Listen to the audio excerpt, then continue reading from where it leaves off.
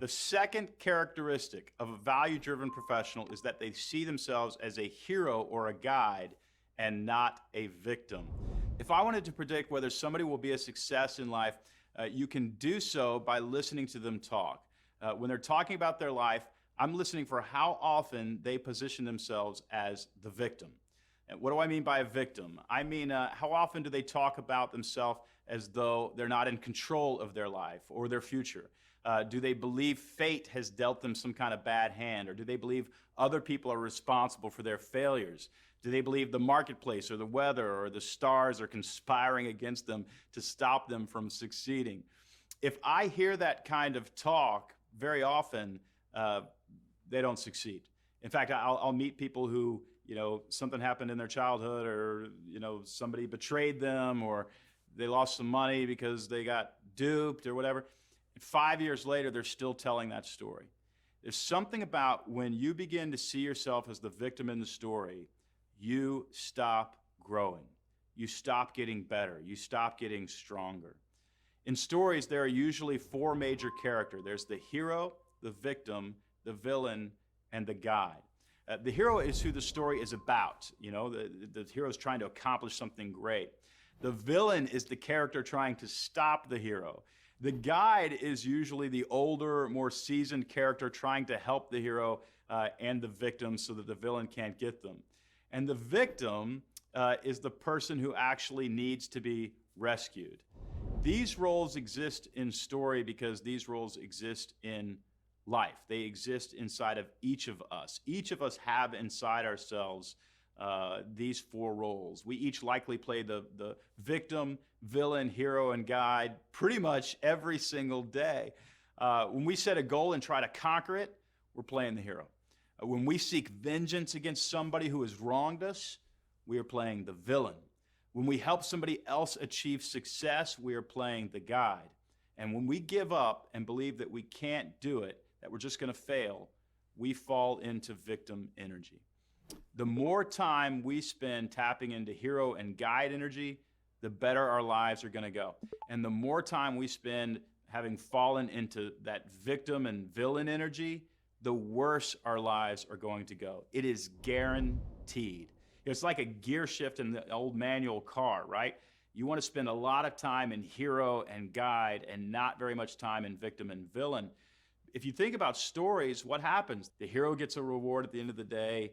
The guide gets thanked by the hero because they could not have done it without them. The villain gets hauled off or killed, and then the victim just plays a bit part. The job of the victim in the story is to make the hero look good and the villain look bad. That's it. It's a bit part.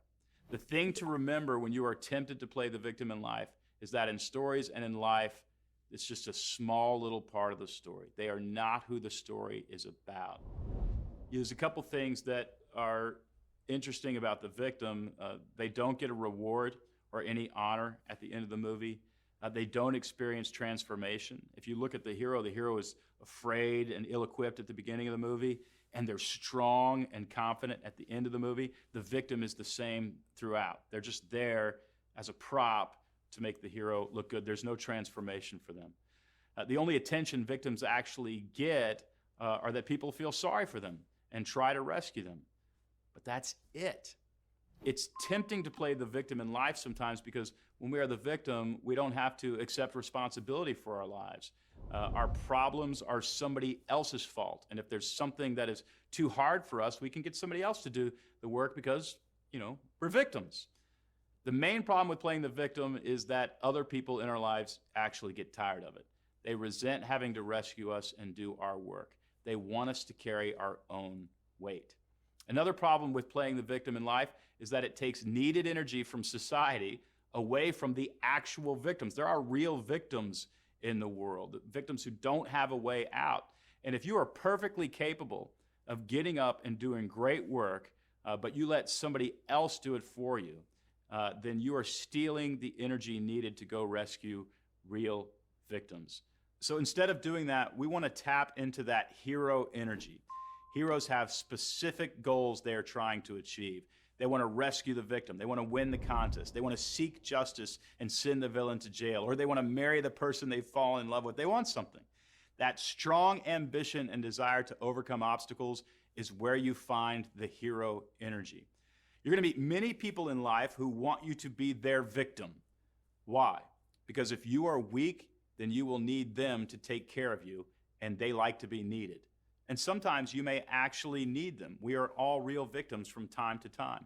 But being a victim doesn't have to name you. A victim state is temporary. You seek help until you are strong enough to help yourself and help others. You don't have to stay a victim. Fight for your right to succeed in this world. If you do, people will recognize you as a hero, and they will invest more and more in you. And don't think heroes have to be perfect.